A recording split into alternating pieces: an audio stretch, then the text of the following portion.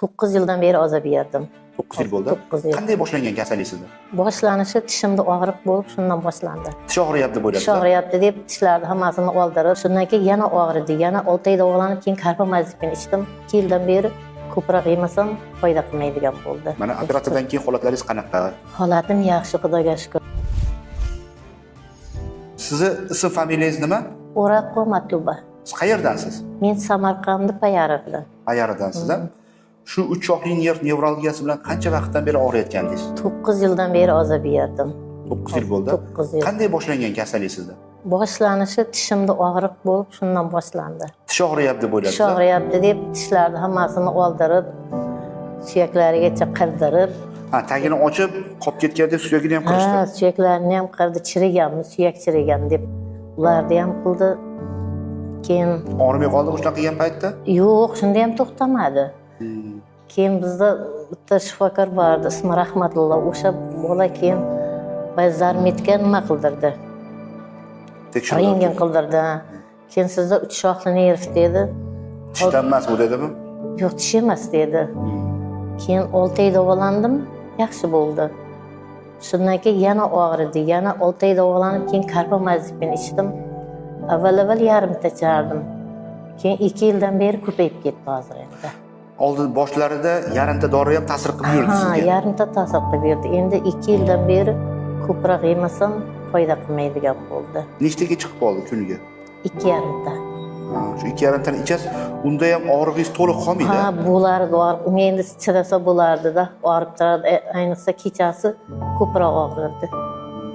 Yoz, qish, issiq, sovuqda ham farqi bormi? Farqi bor. Issiqdan og'rimaydi yozda. Kamroq og'riydi. Ha, sovuq tushaversa, og'riq ko'payaveradi. Ko'payib ketadi. Mana kecha keldingiz klinikamizga, kecha ko'p narsalarni sizlarga o'zingiz ekanlaringiga tushuntirdim. Xudodan so'rab kecha operatsiya qildik. Mana operatsiyadan keyin holatlaringiz qanaqa? Holatim yaxshi, Xudoga shukr. Sog' bo'lingizlar, rahmat. Sizga o'xshagan bemorlarga nimani tavsiya qilasiz? Mana 9 yil davolandi-da bu kishi.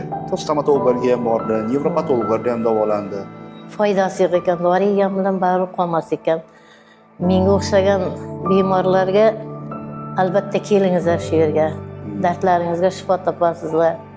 Mana Xurshidjon va boshqa shifokorlar hammasi yaxshi, qo'l yengil vrachlar ekan. Operatsiya ham qo'rqinchli emas ekanmi? Yo'q, bo'lganini ham bilmay qoldim. Operatsiya bo'lgan. Ha, to'q bo'ldimi deb man uxlab qoldim.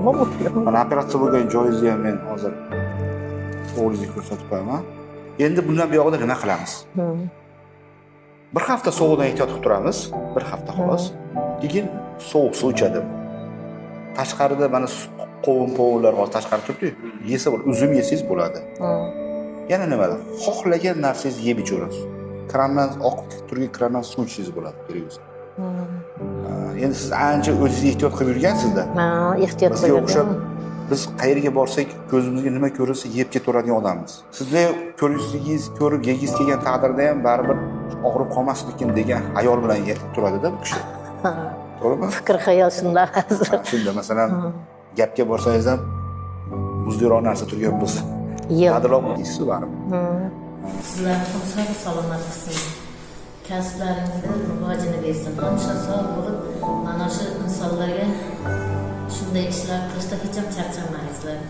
O'z kasblaringiz ustasi ekansizlar, Allohning ustasi bo'lib yuringizlar.